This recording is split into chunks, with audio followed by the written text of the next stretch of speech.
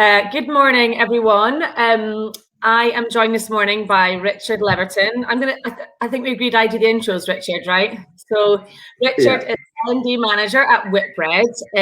We were chatting a couple of weeks ago and he showed me this program he's going to present this morning. It's extraordinary. I got very, very excited when I saw it. Not to big you up too much, but I really love it, and I hope you're going to enjoy it too. Richard, do you want to introduce yourself a little bit and tell us a bit about your background, the program, and where it came from?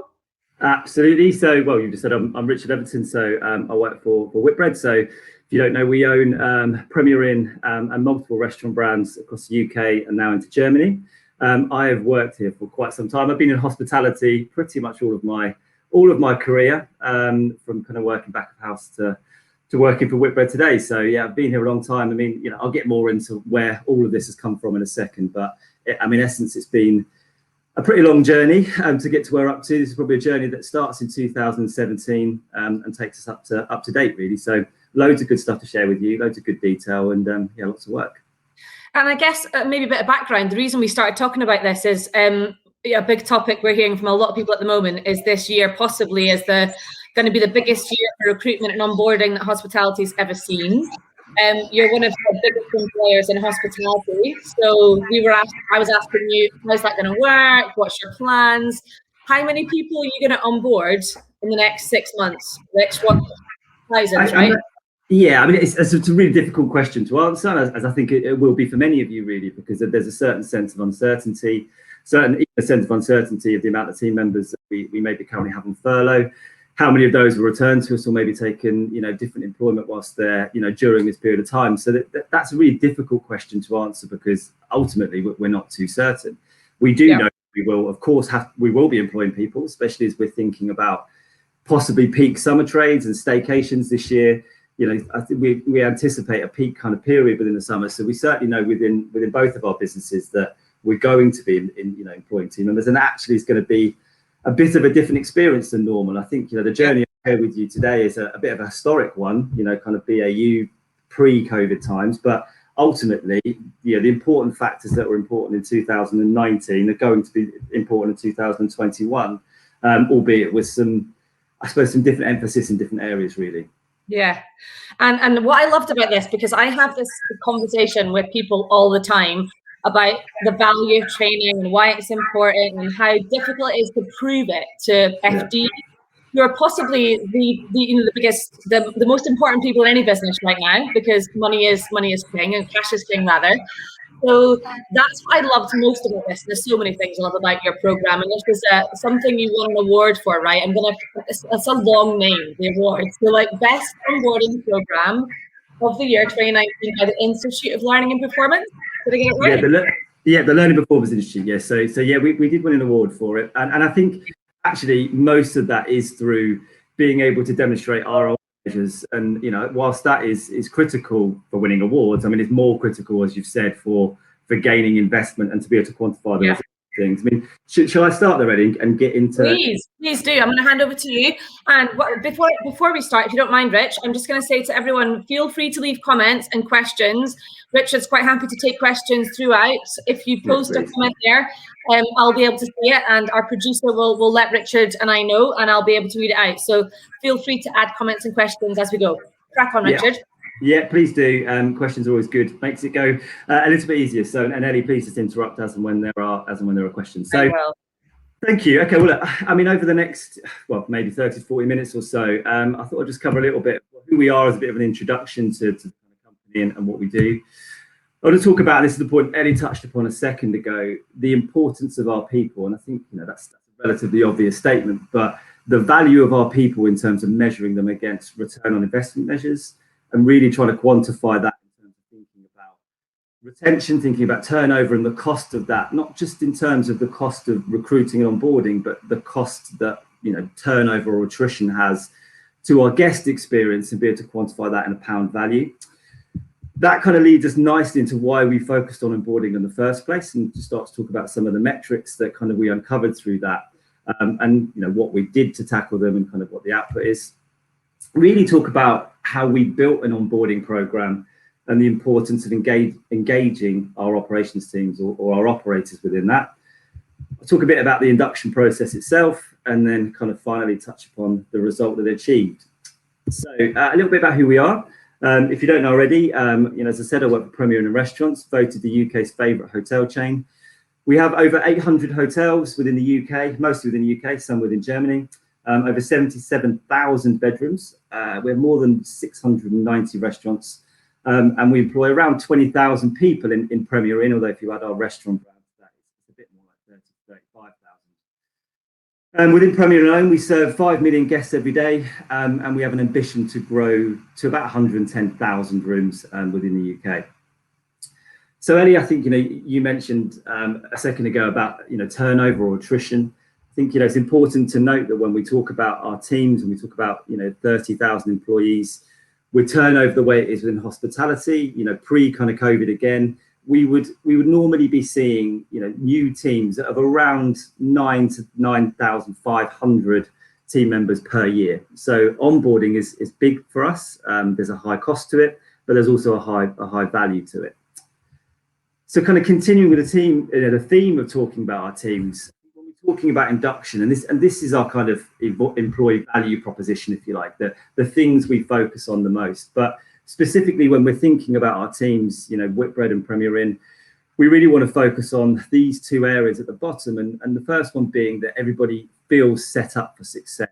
And that, as you'll see through this presentation, has a really high value. Getting people to the point of competency or proficiency really early and in increments and stages has a real disproportionately positive effect on their likelihood to stay with us. And that probably sounds quite obvious, but if we can quantify that, we're able to then quantify the investment within that. Also then, how do we make people feel cared for? Because when those two things are partnered together, you feel set up for success and you feel cared for as an individual. We know those two factors play the largest result, if you like, on people's likelihood to remain with us. And once we get those two kind of things there, we're able to then think about the top two tiers, if you like, of our employee value proposition, or how we want our teams to feel. And that we empower people to be at their best, and we empower people to feel proud of the job that they do.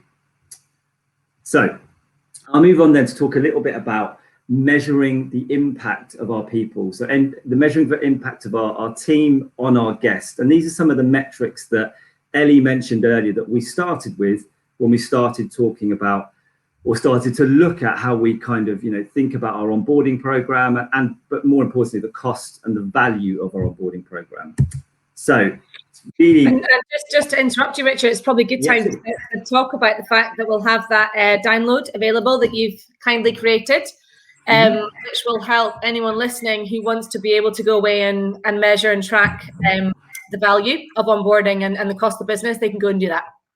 Absolutely, yeah. So towards the end, I'll share with you a slide of just kind of some top 10 things to think about when thinking about starting to measure impact and ROI, and then how we move that into thinking about induction as well. So yeah, absolutely. Thank you, Ellie. Okay, so a relatively complex slide with quite a lot of information. So I'll kind of try and pull out some of the key elements for you of this. And as I said a second ago, this is really where we started from and the position we started from when we started thinking about our team, and we started thinking about the value of attrition or turnover, and more specifically onboarding. We'll get onto that in a second. I think one of the benefits that we have within a business like Premier Inn, and restaurants to an extent, is that we're able to measure the impact of what we would call net loyalty. So what our guests say about their stay, post and leaving. But what we're then able to do is then measure that, because it builds a profile of a guest, their likelihood to return to us. So, if they have a 9 out of 10 experience with us, how likely are they to come back versus somebody that has a 1 or 2 experience with us? And by able to take that information and then start to look at our individual hotels and then match that to, what else is going on in the business, we can begin to see trends. Now, the kind of bullet point, which is slightly indented there, is really an important one to us. So, what we noted through probably 2017-ish, going into 18, is that, we saw an increase in our monthly turnover that accounted for kind of a 0.7% decline in overall net loyalty score. So what that means, really, is we're able to isolate our hotels, but maybe have worse turnover than others, and then begin to match that and build a pattern of saying, well, what impact does that have on overall guest experience. And that you're able to see then that actually where we have more attrition, where we have more turnover, that matches very closely to the fact we have, you know, a lower net loyalty score than hotels that have a, you know, a more positive score. And then overall begin to then match that to say, well, if we see that across the business, what is the value of that? And i.e. by the value of likelihood to return to the brand. And therefore able to attribute to say a 0.7% decline in overall retention represents about a £5 million loss to Premier Inn in a top line sales in terms of revisits. It's a huge number, right? Yeah, absolutely massive. Yeah, you know, and you know, 0.7% may not sound a huge amount. And clearly it is when you dial it up to 30 to 35,000 team members. But you know, what's valuable there, Ellie, as you just kind of said, is it's the value that it has on likelihood to return.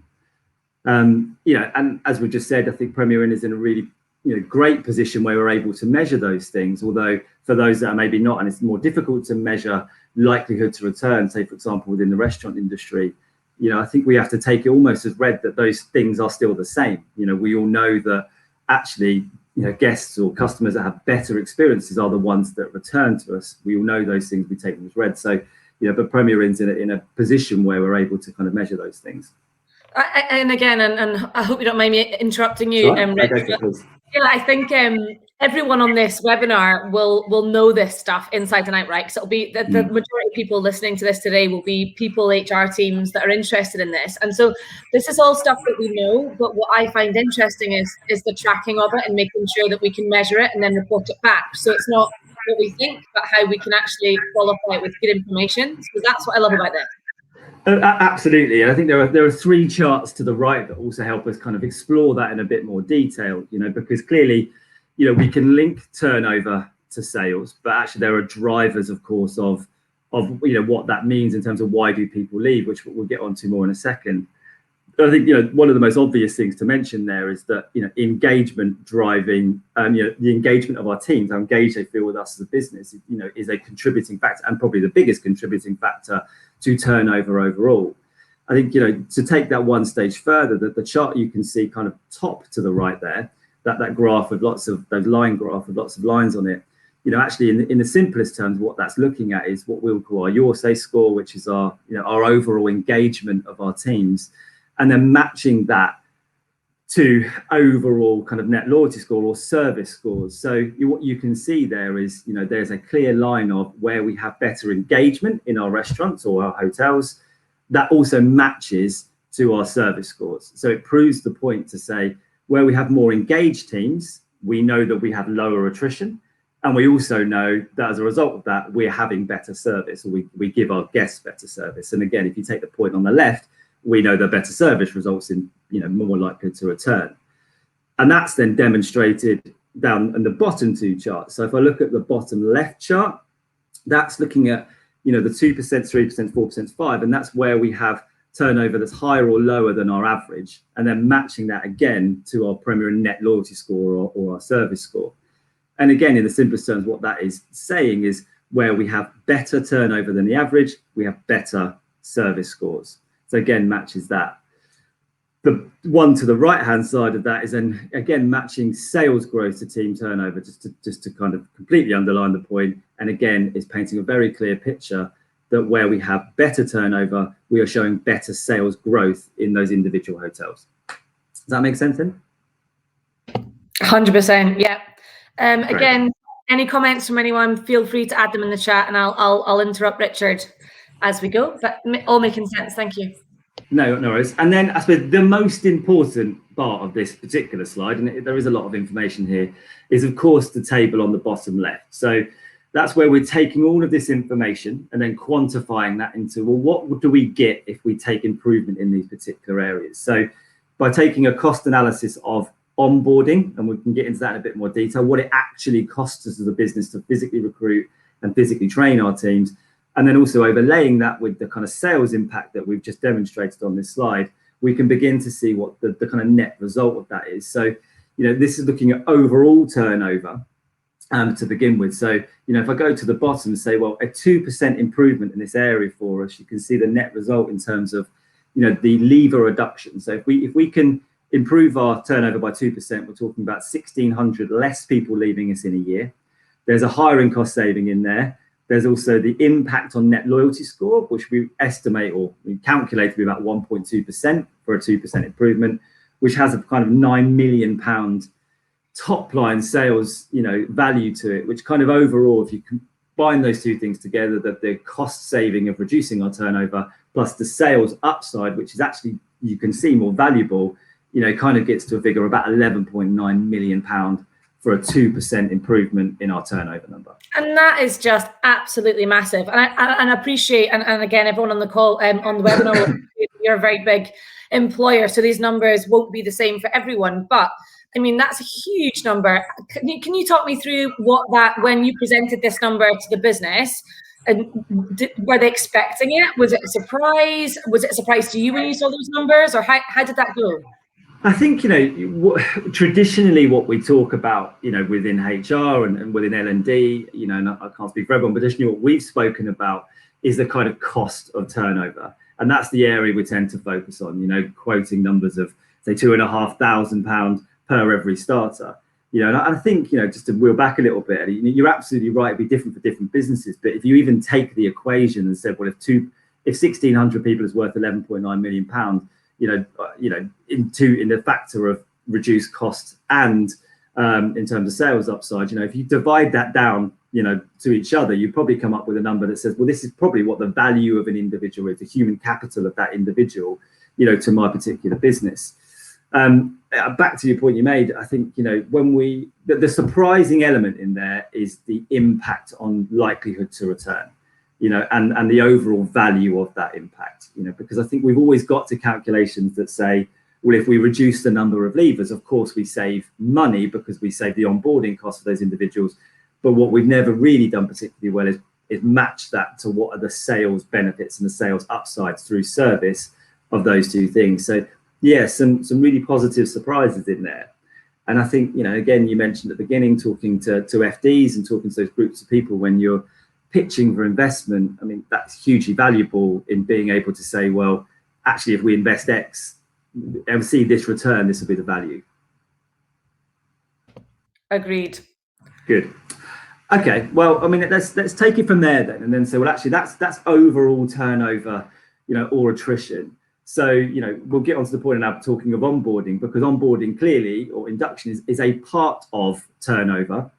And maybe, and traditionally, you may think not the biggest part, because, when you think about the leavers, people that leave your business, they'll come from a variety of longer serving people, and shorter term kind of team members. So, we took a bit of a deep dive into, well, actually, when we look at our leavers and we think about the kind of categories they fall into, it kind of, uncovered something for us that's really, really important. And that was, onboarding. So this is a particularly good slide to demonstrate why we did that. And what we've done is essentially tried to kind of categorize all of those levers and identify where we have the biggest opportunities. And onboarding came out of that. And what we found actually is that when we think about our team and we look at our team, of every single new starter we have within Premier Inn, 12.1% of those new starters were leaving within the first 30 days of their time with us, which is a really startling number when you think about it. It doesn't end there. If you look at the next 30, so the 30 to 60 day period, another 11.1% were leaving. And if you look at the next part, 8.4, this kind of 60 to 90 day period, 8.4% were leaving. So if you kind of add those things all together, you're looking at a number that's plus 30% of all of our new starters were leaving within the first 90 days of employment. Which I think, if we're really honest, and we had to be really honest with ourselves, actually that's a worrying number, because you think about team members, you think about our new starters, how many of them would be joining us with the intention to stay for less than 3 months? You can't think that's too many, can you really? Yeah, exactly. Exactly. And therefore, there's got to be some contributing factors to why those team members chose to join us and then quickly decided to leave. Yeah. I think importantly, that the kind of, what's come across on the right there in that comment is, if that rate continued, new hires or new hire leavers would make half of our total leavers in 1 year. Therefore, if I go back to the previous slide, you think about actually increasing our overall turnover, or improving our overall turnover, this is an area where we can have a disproportionate impact on that overall turnover. Because what we know, and if I extended this kind of period of looking at attrition, we know that when you get people through that 90-day period, they're actually very likely to stay. In fact, the majority will stay with you for 1 to 2 years from that period. And it's safe to say, Richard, that these numbers are not unusual to Whitbread. Right?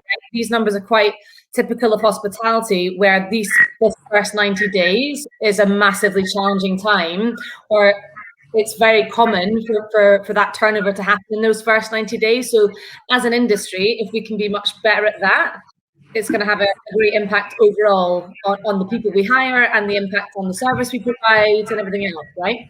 Absolutely. I think we probably demonstrated kind of the service the service impact and of course the cost. And I think it's important to note when you look at Premier Inn as a business, it actually has, from a hospitality standpoint, a very, very positive retention of its team members. We turn over less than 45% of our team within a year, which I think if you look at industry averages is actually particularly positive. So these numbers are still set against positive overall turnover, but yet there's still some really big challenges within them. This graph which I show you here shows the trend of that over time as well. So this isn't just a case of saying we identified we had a problem. What we said is this shows is we actually identified we had a worsening problem, or we had a problem that was getting worse, in better English. To the point of our retention of new hires was actually getting worse for some particular reason. The white line there, to give a little bit away for later, is where we put in this new induction program that I'll go on to talk about. But you can see the decline there in our kind of overall new hire retention, which is of course something we had to focus on.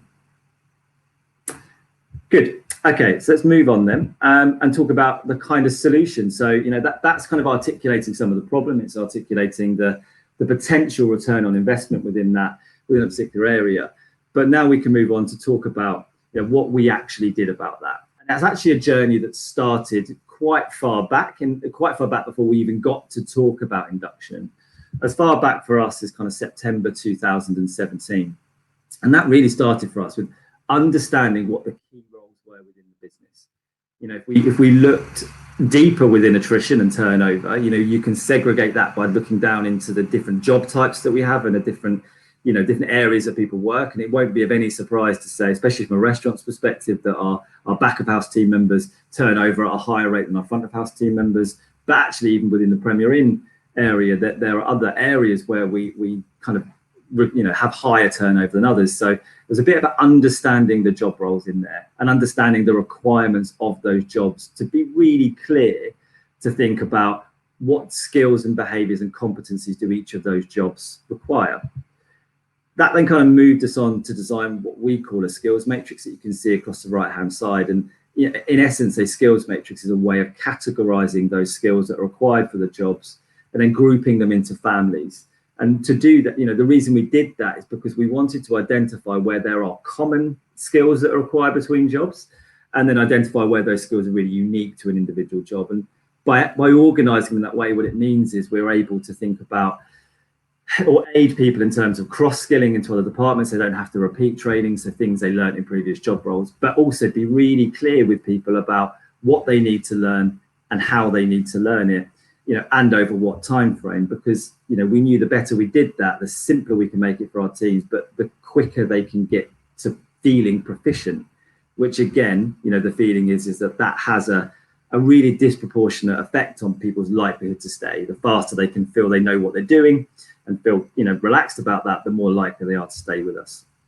And possibly again, because I love the header of this by operators for operators, and the fact that you've engaged with the management and operational teams to put this together. And I guess another part of that, would you say what helped you get this landed in the business was the fact that doing that skills matrix possibly reduced the time that staff had to spend on induction, and so cost the business less, and was made them more able to be in the business actually working and all these things. Was that also a helpful factor in getting this landed? Yeah, I think there's a few things to cover in there, and then a really good question, because I think involving operators, at the earliest possible stage, of course, and everyone will resonate with this, is a really key factor in that. But and that may just be a question of going to them, talking to them about the jobs. And we did a lot of activities where we spent a lot of time with our managers saying, talk to us about this job. Let's get a really common theme and common thread and a common agreement of what the job actually entails. What do our team members do? And let's make sure we haven't got variance within that. Because that's a really good starting point, as you said, Ellie, to then simplify the solution. Now, simplifying the solution, I think you pointed out there about saving time and cost. You're absolutely right. It can save time and cost. But I think more importantly than that is about simplifying it for the team member themselves, the team member we are training, making sure we are training with the things that have the biggest value to their job and therefore the biggest value to them feeling competent or proficient as quickly as they possibly can, because actually the value is coming from them staying with us and being proficient within that, rather than just the value of saving the time, if that makes some sense, Ellie. Yeah, it does. And Richard, if you don't mind me interrupting again, I've got a load of questions here. I'll just put one out to you right now because it's a big one. Do you think offering a higher rate of pay is a bigger incentive than an excellent onboarding program? Well, that's a really good point, and it's a really good point. It happens to be in my next part of the animation, and therefore I'll talk about it right now. It's like I knew what was happening. It's almost like you've seen the slides before, Yeah. and it's a really good question, but a really good question as well. And actually, I think you are right. But just offering more money sometimes, isn't always a solution. I think you are right in the sense of, if you do pay people more, you will see a higher rate of retention. Although the ability to then match that to proficiency is also really, really important. So, what this skills matrix gave us was the ability to be able to do that. So in August 2018, once we'd established this framework of kind of proficiency, for our team, what we're then able to do is then talk to that, what we call pay for progression. And pay for progression is essentially exactly what you're describing. It is our team members who join us on what we'd say an entry rate of pay. And then as they move to proficiency, we move them to a proficient rate of pay, but then also offer them the opportunity to then in that role progress to be an expert within that role. And that then releases an expert rate of pay. And that expertise is also about preparing people proactively for their next role. So if you become an expert in your role, it should help you to then progress to the next level. So I think all of those things combined is about saying, yes, absolutely, offering people a higher rate of pay has an impact on retention, but actually having a skills framework that says the rate of pay is achievable when you become proficient or even an expert in your role, and you can demonstrate that, also has a really high impact back into the business in the sense of people's ability to provide great service or even expert level of service. Does that answer the question? I think so, yes. It wasn't from me, it was from this guy on the screen here, but yeah, I think it does. And you're going to get to it because I find this fascinating because actually rate of pay is probably not the leading factor, right, when it comes to staff retention and general happiness at work, which I read a lot about this because it's a fascinating topic for me. And you're going to come on and talk about it, so I don't want to jump ahead, but the tiny noticeable things, I think they're possibly even more important, right, than an increase in pay. Would you say that's right? I think they all add up. They all add up to be contributing factors, and I think ultimately, yes, from an onboarding perspective, the most important thing we see is some of the things that happen and some of the small touches, and when you add them together and quantify them, they have a really, really big disproportionate impact on likelihood to stay. That's not to discount pay as an important factor, but where pay is again linked to proficiency and they are linked to targets of proficiency, I think that is also a case of feeling rewarded, a feeling of achievement that you've kind of, you call it a probation period, call it whatever you want, but it's feeling like you've achieved that stage and that level of proficiency that is also linked to pay. So it's greater than just giving pay increases. Absolutely. Okay, so those two things came in as well, and I kind of skipped over one part, was about building the content that sits behind there. And again, we did that through a kind of subject matter experts or working groups of people in the roles that we were working on. So in those job roles, talking to them about key skills, the core things that are really important, and then building the content that sits behind each of those job roles and each of those programs, within the skills matrix, and then being able to link that to pay, which we moved on to.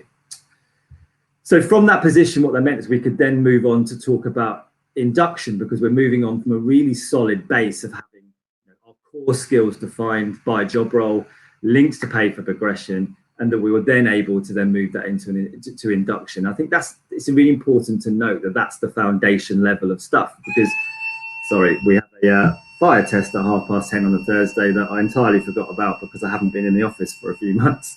No problem. These are normal things that happen. Don't worry about it. I'll have to. There's no actual fire, Richard. Do you need to leave the building? No. It's just a test. It's every Thursday at 10:30. But not having been in here for about 9 months, no, I entirely forgot about that. It might go off again in a second, so please. Okay.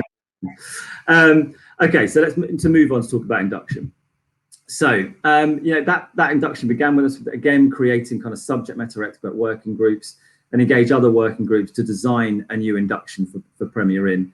And, we can go all the way back to talking about the kind of pitches to our to our FDs and et cetera, to talk about the amount of investment we wanted to place in this particular area and the amount of, return we'd expect to get from that. We then moved on to review kind of skills matrix timings and induction timings. Now, this is a bit of a laborious and maybe long-winded part that I will talk about in a little bit more detail, because it is really, really, really important that we're able to think about how long it takes an individual to learn new skills. More importantly, how long it takes them to become proficient. Because I think the thing we have always done quite well is to say it takes 1 hour to 2 hours to complete a course or this course, and you can add them together and say, well, a new starter's time is 9 to 10 to 12 to 20 hours worth of induction. But we kind of tried to take that a stage further by saying, well, actually, to do a really good induction is bigger than that, because it takes time for a manager. When it's done well, it takes time for a training buddy. Whilst they may be doing their job anyway and somebody's shadowing them, it takes them longer to do their job whilst they're training somebody than it would do if they're not. And it also takes us time because people are inefficient when they start with us. They will do things slower than people that are proficient. And so adding all those things together, you can build a really big picture of the overall timings and the amount of time it takes. And that feeds into, of course, the overall cost of the induction. But more importantly for us, it was about how do we attribute the labor, if you like, the money that our sites need back to the sites at the time they need it to do a really good job. And that's really where the investment, the largest part of the investment sits, because overall, with all of our inductions and all of our team members, our total cost of labor to induct team members is north of £5 million in Premier Inn in a year. Wow. And again, that's a fascinating fact again, and I often talk to people about this, and a lot of businesses don't track that number, right? So they spend it, but they don't know actually what the number is, because so again, what I loved about this, everything you're presenting, Rich, is that it's really data driven.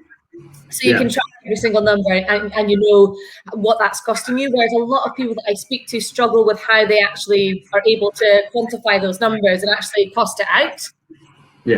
Yeah, exactly. And, I wouldn't underestimate the amount of work in there. And I wouldn't underestimate it at all. It's not the easiest thing to get to, but and actually a lot of time was put into those particular areas. But for all the reasons you've just said, Ellie, it's a massively valuable bit of work, because it's not only about understanding the cost. If you can understand the cost, you can understand the benefit of focusing on this area, but it's also about making sure that we're allowing the opportunity for people to be successful by giving them the right amount of time to be able to do the things you want them to do. And I can get on to talk about that in a little bit more detail. I won't go into huge detail of that because it's quite a complex area that if anyone does want to know more about, you can send me a message on LinkedIn or something and we can get involved in a conversation, because I could literally bore you for hours on thinking about, induction timings and labour models and all that, how they fit together. So, like I said, I'll get back to that in a second. So, from that point, we kind of tested the timings of that labour model, made sure they worked, we tested them in the regions, and once we were really happy with them, we implemented what we called, a labour drawdown model, which I'll get to in a second. And that led us to the point of around April 2019, launching our new induction programme. And I think what's really important in this point is that kind of the words in that slightly larger box, there was an operator-led induction. What we did through that, for engaging operations through all of this, creating working groups, going to lots of meetings, testing things within regions, is we really got to a point by August 2019 that we were launching something that most people knew about because they'd been involved in it in some way. But we launched it in a way where our operators owned it. They launched it, our regional operation managers led those launches. assisted by us, but really took ownership for launching it. And it didn't feel like it was something that HR, in a sense, was doing to the business. It was much more business led than that. Good. So I will quickly touch a little bit more on kind of this labour drawdown thing, and I'll be really quick with this because there's a few things. So this labour drawdown thing I mentioned, which is where we, how we made a change in the way that we allowed time for people to do things, is we introduced we kind of captioned the pay-as-you-play model. And what we meant by that is, rather than just giving people the hours baked into their P&Ls to say, here's all the money for all your inductions spread across your 12 periods of the year, we put in a model that said, well, actually, we'll give you the time, the labour, the money in your P&L at the time you need it. So we looked at each of our new starters when they joined. We looked at the timings, which I'll get into in a second, and then broke that down into these 30, 60, and 90-day periods and said, well, actually, if you have a new starter and for their first 30 days, this is how much time it will take to complete their induction in that period. This is the training they should do within that period. And therefore, if the training is completed and they remain with us in that period, this is how we then move the money back into the business. So we put the labour back in, if you like, at the points that it is needed, rather than just leave it sitting there and it possibly not be utilised in the way that you would want. And again, Richard, would you say that was an important part of engaging the management teams, where you actually can link, well, this training exercise is, because again, we've talked a lot, and I love the fact that, you've engaged the operational teams in building this program, but at the same time, day to day, it can sometimes get lost, right? Where you go, actually just running the hotel or the restaurant or the bar, we get busy and so you forget about, well, actually doing that coffee chat or doing that piece of training is actually really important. So this here, it feels like day to day, that will just reiterate to the management teams the importance of it and making sure it happens consistently. I think reiterating the importance of it, we may get to we will get to in a second, in terms of saying, well, actually, this is the value it has on somebody's likelihood to stay. I think which you're absolutely right with. This is kind of a stage back from that says, well, actually, we know one of the challenges you will suggest to us or say to us is that is about time, is having the time to do these things properly. And by kind of addressing that, which is an easy thing to not address, by addressing that and saying, well, actually, this is really well thought through, in the sense of, these are all the activities that we know you should do. This is how long we know it takes. This is how long it takes for a training buddy or a manager to enact that part of training. And this is how we'll work with labour model to make sure you've got the opportunity. It's more about removing any barriers to doing the things that add the value, which come a little bit later on. So it's about fundamentally saying, we believe in it this much, and we believe in the things we're going to go on to talk about that much, that will make sure that you've got the opportunity to be able to do that. Does that make sense? Yeah, love it. Good. Just quickly skim through the rest. Those inductions differ by role. So depending on the job role we're talking about, differs in terms of the amount of training they need to do. And by being really clear on those job roles and being clear on the time it takes, we're able to be really specific with our inductions. Introduced, within Premier in what we called a department master. Now, this is in essence going back to the skills matrix and saying, where we have experts in roles, one of the value of those experts and a good, value match to their increased rate of pay is they become department masters, i.e. they become training buddies for new starters. So by matching those two things together, what we know is that we've got experts training our new starters, department experts training our new starters. And then the fourth stage of that is paying back our sites, our hotels, in stages. So to make sure that money is put where it needs to be, but also we are rewarding those sites who are therefore retaining people through those periods of time. I'll give you one quick example of what that looks like. And this is hopefully, yeah, go on. Can you still see that, Ellie? So my computer just froze a second. Yeah, it's pretty small, but yeah. If you're this is a really cool. Yeah. It's pretty small, that's fine. But I can explain to you, you don't need to see the detail. I mean, in essence, this is an example of one of these charts. And what this is looking at is the different factors we looked at. All of the induction starts, the amount of minutes it takes for the new starts, the percentage of time it takes for a buddy to train somebody, really importantly, the amount of time it takes for the buddy to observe the new starter completing the task. And many people in the L&D profession will talk about a 70-20-10 model. This is exactly that in action, is saying, this is the kind of, the 10 being the task itself, but really importantly, the observation of the experience, the experiential part, is where the biggest cost actually is, because that's where we know that we get the most, we know that's the most important thing. It's great that a team member has completed some training, but it's what they can do with it as a result. And again, making sure that we allow the time for that to happen was massively important. We then align those things to the learning resource, each of those lines were each learning resource, but then start to break that down into what shift they should happen on. I think is another really important factor is we talk about induction in shifts. We don't talk about it in weeks, because for everybody that pattern is very different. If you think about proficiency, we would say, full proficiency in many job roles takes about 55 shifts. And that's when you're proficient and you can do your job at a peak session. But actually, the amount of shifts, the amount of time that 55 shifts take to get to is different for different people. If you think about the full time, you're within 2 months. You're thinking about that somebody works 2 days a week.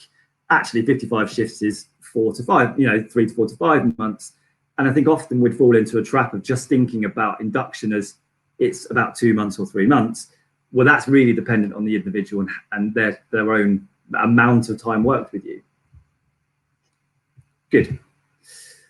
Okay, and that really, the last thing I'll show on your labour model was about inefficiency. So, and again, Premier is in a really good place when we talk about these things, because what we can measure within Premier is the time taken to do things. And that's maybe easiest in, say, housekeeping, where we can say a team member within these shifts, as you can see here, this is how inefficient they are in minutes, right? So how much longer it takes them to clean a room than it does to somebody who is proficient in a job.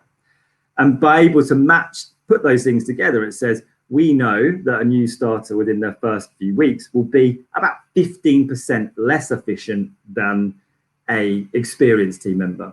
And therefore we're able to factor in some level of inefficiency time back into the model that says, we can make sure that we attribute for that and that they are allowed the time to become proficient over those periods of time.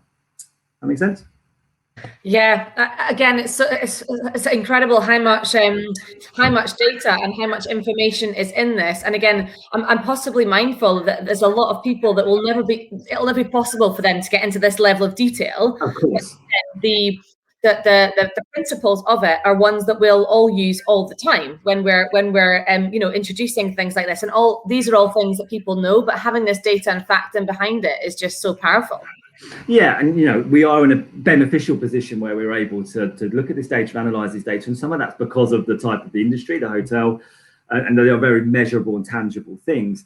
But you're absolutely right in that when we move that to think about restaurants, for example, of course we have those too, we're able to apply the same logic, because actually, if that logic is true here, we believe it's true in our other job roles. So therefore, it's as applicable there as it is anywhere, and therefore it's an important factor for us to kind of feed in.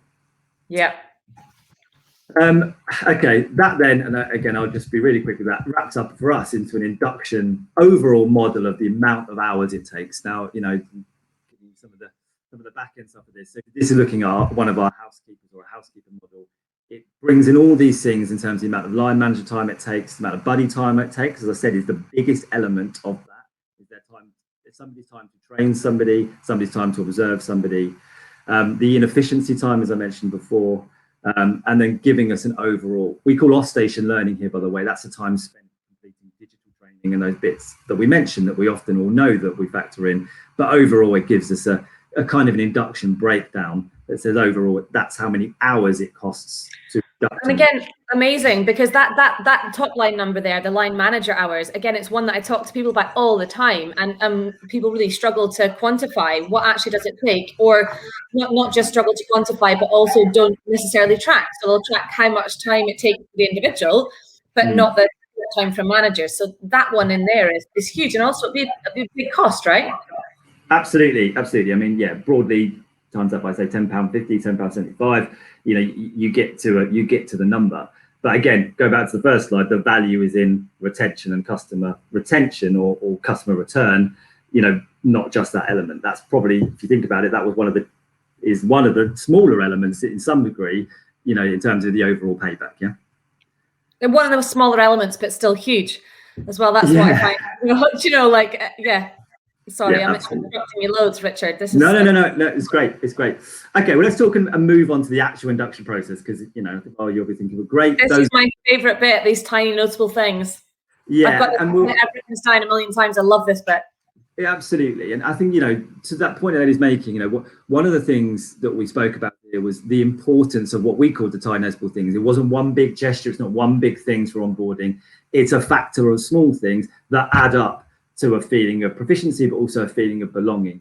And actually thinking about how do we front load some of those things to create those feelings really early with team members. Because if I go back to the third slide, I think, where we were saying where we see most attrition within the induction period, is in those early stages. So therefore, front loading some of the costs into those parts were really important to us to create an experience where we can get people to stay with us, where we can then begin to focus on their kind of proficiency and their overall retention.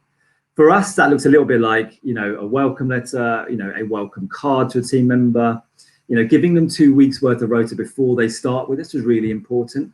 Thinking about making sure they knew who to ask for on their first day, and they had a brand new uniform when they arrived.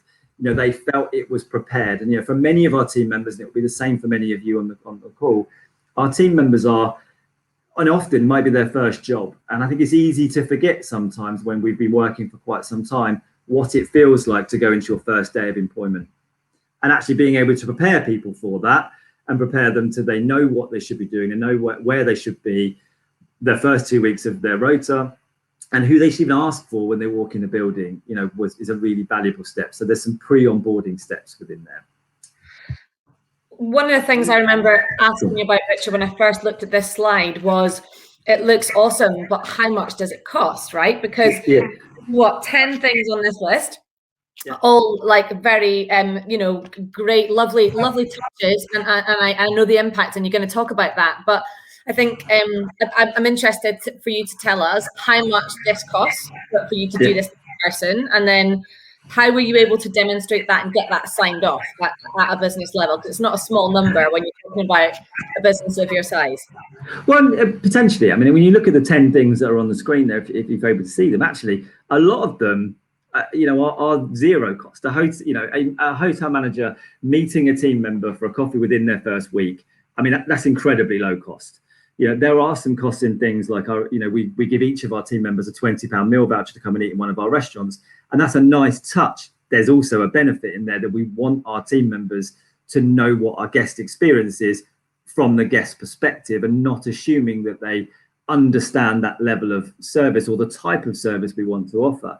I think, if you go on for that for a time, if you think about some of our restaurant brands and the demographic of the teams that work there, it's easy sometimes to forget that, especially in a younger demographic, their chosen restaurants might not be the service type that we offer. So making sure they understand the guest experience is really important.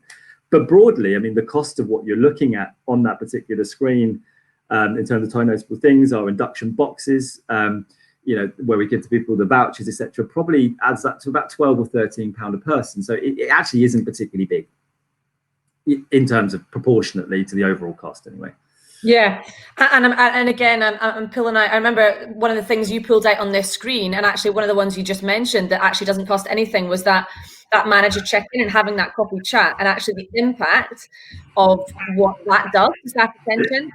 Absolutely, I think we'll get to that in a second. So A, how we measure these, and B, what the overall return is in terms of the attrition. Yeah, absolutely. I think we'll pull that back out in a second. So in terms of the first day, we make sure our team member has that welcome meeting. It's really important. We give them their induction box. We talked about their plans. We're talking about the benefits. We give them a tour, and it's kind of really standard stuff, and talk about their training. We then move this into these 3 stages where we focus in a training period through our induction guides, to one-to-one training, our skills metrics, which you've seen already. We then start to overlay that with the observations of our team members and regular reviews within that period. We build in time for practice. I've mentioned this already in terms of inefficiency time and reviews. And we also build in what we call proficiency checkpoints. Where should a team member be at certain points in terms of shifts? What should we be seeing? And that's as much about giving our managers some insight into, what a team member should be at to match it against in terms of performance, to make sure that we are reviewing people properly and fairly at the right time. And then overall, that lines into then what we call sign-off, so a visual verification checklist by role, and then that linking to our pay for progression model. So the approval of those visual verifications then link into our pay for progression model. That's broadly what our induction process now looks like, and the one that we launched. As Ellie has mentioned a few times, one of the important factors in there was what we've called our tiny noticeable things. And here they are again, on the screen a little bit bigger this time, so they range from the uniform, which we've mentioned already, having a conversation about somebody about progression and pay for progression, how that works, and then as Ellie pulled out one particular, the hotel manager has a coffee chat with me, on my first day, or even just having a tour of the building. What we then did with this piece of information is there is a cost to it. There's a cost in time and there's a cost in resource. It is, we then actually asked all of our team members through their training, through the skills matrix, all of our new team members, which ones of these they encountered and which ones they didn't. And then we're able to match those things against likelihood to stay. So as a result of these things happening or not happening, what impact did that have on overall turnover or retention in that sense? So if I pulled out these 5 just as examples, and we can then begin to say, well, actually receiving a uniform actually made 9% difference to somebody's likelihood to stay through a 90-day period. 2% difference is being introduced to everyone, and it's kind of a bit of a hygiene factor, so you'd probably expect it. As is kind of getting a tour of the building on the first day, 6%. The one that's really, really shocking, not shocking, positively shocking in there is the next one, and that's why Ellie's pulled it out. A manager meeting with a team member in their first week has a 26% difference in terms of somebody's likelihood to stay with us or likelihood to not stay with us in a short-term period. And Ellie, I mean, you as you mentioned already, found that one quite a startling number. Yeah, and after you showed me this a few weeks back, Rich, and after we spoke about this, I've asked almost everyone I've spoken to what they do and what are the things that matter most to their team members when they join. And some of the things that I've heard back are just phenomenal, because I think what I love about this also is that it's very relevant for Premier Inn, right? But if you work in, say, Soho House, or you work in Costa Coffee, or you work in Hilton, what that induction program and that those tiny noticeable things will be should be relevant to your environment, because it makes it relevant, and so I find it fascinating, and we'd love to hear if any of you are doing great stuff that works really well for your teams. Pop it in the chat, and we'll share it with everyone after. It's a fascinating topic, and I've asked everyone about it, and I'll share them with you after it. Absolutely, and we use these same China's with things. It's like that adaptation into our restaurant business, and we measure it in the same way, and we see the same things. So these are not unique things to Premier Inn; they're unique things to people's, to people's feeling of belonging when it comes to working or starting, employment in a new business. One more chart for you, and I promise, hope this is the last one, but I do love some data. This is then showing the impact of those TNTs, right? So this is saying where they happen and where they don't happen, overall, the likelihood to stay by weeks. The biggest thing to notice in here is that bottom blue chart, which is where people don't complete their training and this particular survey, and their likelihood to stay. As a summary, that's saying there's a big difference, of course, in where people aren't even getting to complete the survey and their attrition or their turnover or them leaving. But there's also, as it says in there, a divergence, as it's called, the people that are receiving less TNTs than others at about a 6-week period. So that's where we're saying, actually, these things are having an impact on people, but it's slightly delayed in when they actually will leave us. In terms of where we have TNTs, they'll stay with us, but where they don't, after around that period is where we're seeing a split. Does that make sense then?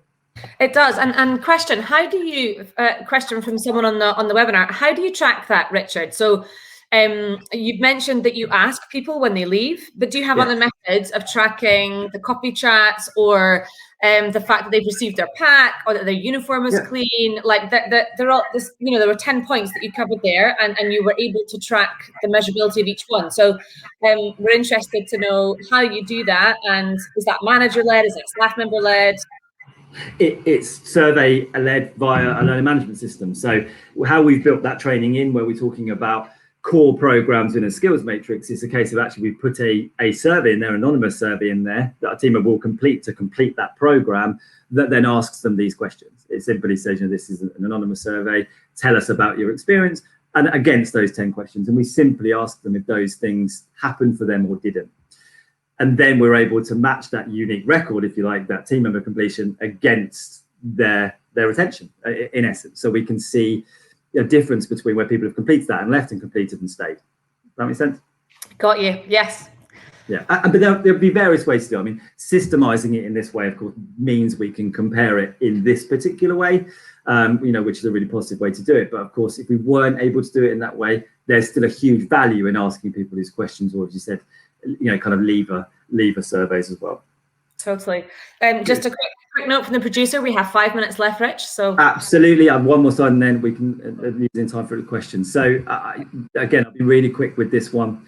And this is, again, us just matching where training has happened to somebody's likely to stay. And I'll pull out one particular bit, which is the bottom left, is we matched sites where training happened within 30 days. That's his foundation training happened within 30 days. So of the sites where 75% and more of new starters completed their training in that period of time, they had retention of 80%, versus sites where it happened 25% or less had 90-day retention of 64%. So you can see the difference in there, 26% difference in terms of retention where training has happened within the first 30 days. So overall, and I'll finish on the next slide, I kind of said to you, we're able to measure the impact of the program we put in, and that an overall 2% was worth about £11 million, and that new hire retention made up almost about half of that total turnover. So our overall result of improvement seen over a period to the end of that financial year was 6.97% in terms of our attention of new starters, which overall equates to just over 2 and a bit % of improvement in our overall attention. So we're going back to that kind of 12 million pounds worth of benefit, which we saw through working on that in that year. And there we go. I'll leave you on this slide, Ellie, because this is the one that we promised, which is we put together some top tips, which I think, Ellie, you put in the chat. Yeah, so the producer's gonna post it in here and also send it out with a recording. So I think one of the things, and I'll let you talk through the slide, Rich, but one of the things that we wanted to do was, again, a lot of what's in here and what Richard's talked about today is super valuable, and hopefully you all agree it's some really great nuggets that we can all take away and help introduce really good onboarding programs and present them back to FDs. But I think what we wanted to do also was provide really actionable tips, I guess, right, for any operator. So whether you're a tiny a one venue operator or a 800 or whatever, these are relevant across the board, and I think that was what we really wanted to provide today. It was useful actionable insight that you can take away and use in your business tomorrow. Absolutely. And I mean, I think I've kind of spoken about them as we've been through the presentation, so I hope we shouldn't be of any surprise, but it's just kind of trying to lay out a formula or a template of actually be thinking about these things, and you want to think about them in this way. This is a good way to start thinking about them, and some kind of tips to think about them in. So I won't run through each of them, but yeah, they're there for you to have a look at. And as I said earlier, I mean, if there are any particular questions you've got on that kind of stuff, you're able to contact me through LinkedIn if you'd like, and yeah, we can have a chat. Thank you so much, Richard. I know you're a super busy guy, and coming on and sharing this with us, I really appreciate your time doing it. And I genuinely, I think it's extraordinary, and you should be super proud of it. And I'd love to hear. Do you have feedback from the team members or from the managers? Another question that's come in here from them about what this onboarding program, how it's affected, or feedback from them individually, as in team members or management, around what the impact of this new program's had. Yeah, and lots. I think but potentially more if we had not, the year had been slightly different. But we do have lots of feedback, especially from our managers. And I think, whilst there's complexity in everything I've just described to you, and loads of complexity at the back end, if you reverse that round and look at it from a manager's perspective, what we try to achieve is some simplicity for them. So simplicity of induction, framework of what should happen and when, and what you should see and when, and the time that it takes to do it. And I think that is probably the biggest bit of feedback from them, is it is really simply laid out. It's really clear and well defined for them, and it gives the ability to be able to perform that. Yeah. Amazing.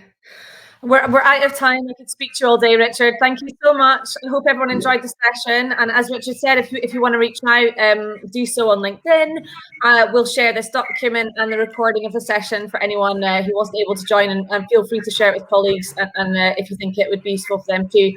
Thank you again, Richard. More than welcome. Bye-bye. Bye.